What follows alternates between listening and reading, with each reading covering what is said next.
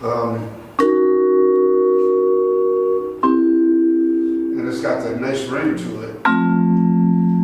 But it also has these, each one of these holes has a disc that shuts off the vibrations and brings them on.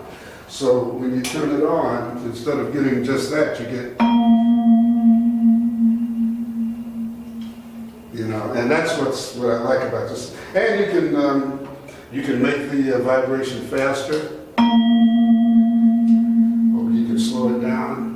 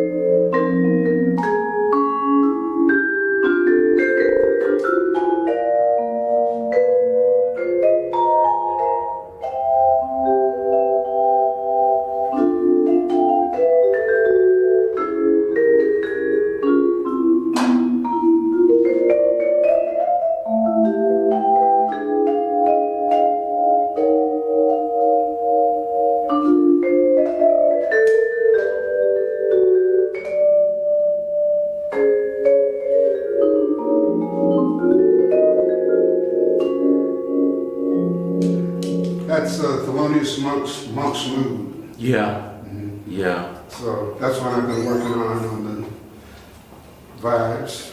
So what are your thought patterns as you go from some of the other percussion instruments?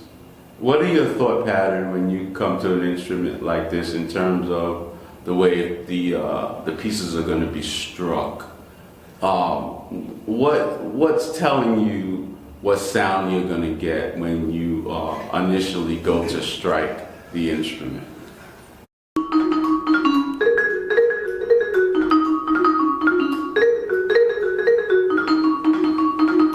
And then we put a melody into it, you know.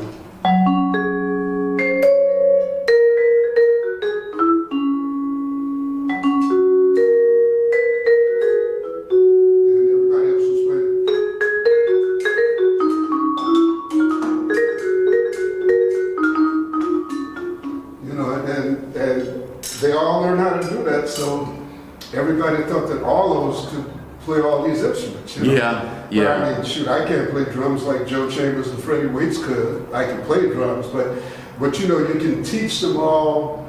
You know, none of them were playing the timpani until they came up and started learning. There's a way that you strike the timpani that you don't hit the drum set on. You know. Right. Okay. Well, I was playing a few gigs, you know, and I didn't know a whole lot, you know. When you're from Chicago, the general ambition of black musicians was to move to New York. Right. You know, now there's a certain kind of preparation that you've got to have before you go to New York. Right. You know, so part of that was reading music, of course, you know, and then learning all the style, and then you got to come from the Chicago style to the New York style, which was very different. Yeah, and different in what way? The attitude is more aggressive. Chicago people are coming straight up the Mississippi River and across, so there's a lot of blues and everything is all laid back, you know. Mm-hmm. So now you got to learn to be aggressive in a way that, Easterners, people from Pennsylvania and New York, black people are. Yeah. In a way that people in Chicago are not, you know. You know, you get into they don't talk a lot, they pull out a gun first. Yeah, You know, yeah. I mean, Chicago is just, I won't say country, but it's another sophistication, you know.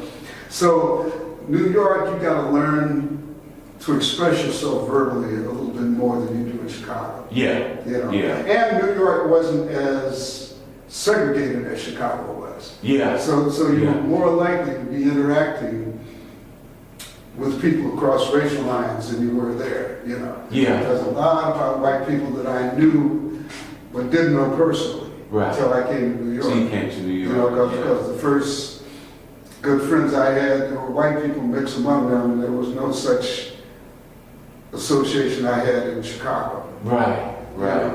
I remember I teamed up with a bass player named Herb Bushler, and the first time we came back to New York together, and I said, "Man, you talked about Herb Bushler so much, I thought he was black." Mm-hmm. You know, but it was just, you know, you just see more white people, and plus the musicians on the gigs that I was doing were all white. Right. You know, I wound up in most of my Broadway experiences being the only one. So now you come to New York. There's this music scene. And give me a time frame of the time you finally arrived in New York. I think I came to New York in 1957. 1957. Yeah, because I had, one of my schoolmates at the University of Illinois came up in 1956. Mm-hmm. Brilliant composer named Michael Colgrass. And he got a scholarship to play percussion in the orchestra at Manhattan School of Music. So when he graduated, he called me and said, "How'd you like to take the scholarship at Manhattan School of Music?" I said, "I'm going. That gives me a chance to come to New York." So he made the introduction for me. I got the scholarship and I moved up and did my master's degree at Manhattan School of Music. Yeah. Yeah. It took me 1 year, and during that year's time, I became the substitute percussionist for the West Side Story. And I played the show maybe a dozen times. Now, when the school year was over, the show decided to go out on the road.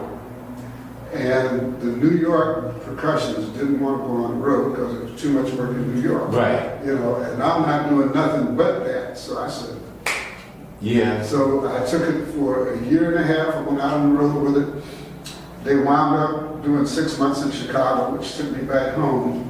And then the show moved to Detroit. When it moved to Detroit, I said, I don't want to spend 6 months in Detroit. So I left and came back to New York. Right. And started doing some other shows. But what happened was, when the show came back to New York, they rehired me as a percussionist again. And I just stayed with it until it closed. You know? Yeah. But that was an entree into maybe like 40 other Broadway shows. Incredible. I want to stop you right there, Warren, and we're gonna end this episode and we're gonna go to part 2.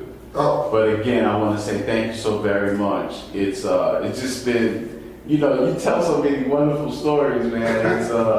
Such an amazing experience for me, and I want to say thank you so much. quite welcome. You know, I'm glad to spread it.